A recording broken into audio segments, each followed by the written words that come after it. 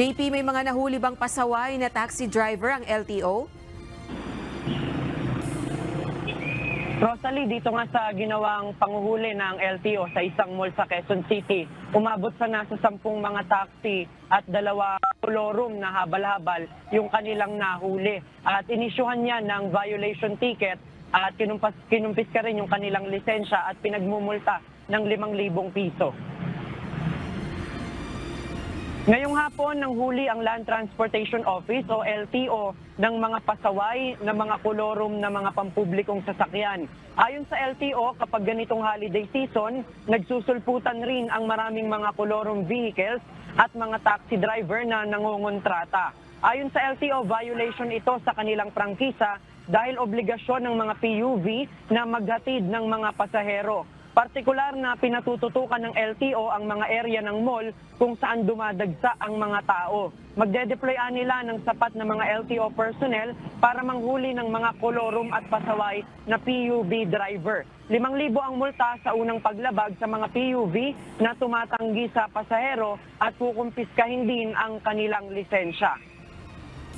Rosalie, ayon sa LTO, ang paalala nila kapag yung mga kababayan natin o yung mga pasahero naka-encounter ng mga taxi driver na tumatanggi na isakay sila kapag pinara nila, ay maaari nila itong i-report doon sa mga mall guards o kaya naman kapag merong naka-deploy na mga LTO personnel sa paligid ng mall. Ayon nga sa LTO, ngayong holiday season, magpapadala sila o magde-deploy ng mas maraming mga LTO personnel sa area ng mga mall para mahuli yung mga kolorum, pati na yung mga taxi driver na nangongontrata ngayong holiday season. Yan muna ang ating latest live mula dito sa Quezon City. Balik sa'yo, Rosalie. O JP, yan bang mga nahuli na mga taxi driver na nangongontrata at namimili ng mga pasahero, yan ba'y direktang tinanggap na ulat ng LTO sa mga nagrereklamong pasahero o talagang nakita ng mga LTO na nangongontrata itong mga ito o nahuli on act? Rosalie, kanina mga bandang alas 5, meron ng mga LTO personnel yung nag-ikot dito sa isang mall sa Quezon City.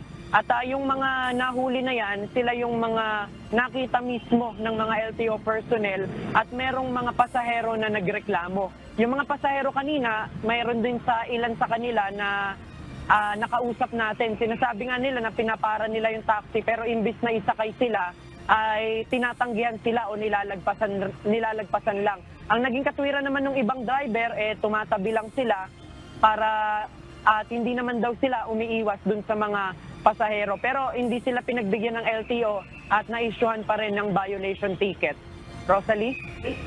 O JP, last na lang, yan bang Oplan pasaway ngayon lang yung ipatutupad kasi yung pamimili ng pasahero ng ilang taxi driver ay problema yan all year round. So ngayon lang bang holiday season yan ipatutupad ng LTO o balak nilang ituloy-tuloy na yan? Kasi hanggat walang nagbabantay ay may mga pasaway talaga ng mga taxi driver na namimili at nangongontrata ng mga pasahero. Rosalie, itong Oplan pasaway, ito yung dating programa din ng LTO kung saan yung Oplan Isnabero, kung saan isinasagawa nga ito tuwing peak season. Pero ayon sa LTO, yung panguhuli naman kasi ng mga pasaway na talagang tumatanggi, hindi lang yan by season. Talagang all year round yan. Dahil yung obligasyon ng mga PUV o ng mga public utility vehicle na magsakay ng pasahero ay nakasaad yan dun sa mga prangkisa na ibinibigay sa kanila. Mas pinaigting lang yung panguhuli ngayon dahil mas marami nga yung mga pasahero kapag holiday season at sa iba pang mga peak season. Rosalie? Alright, maraming salamat. JP Nunez, nag-ulat ng live mula sa Quezon City.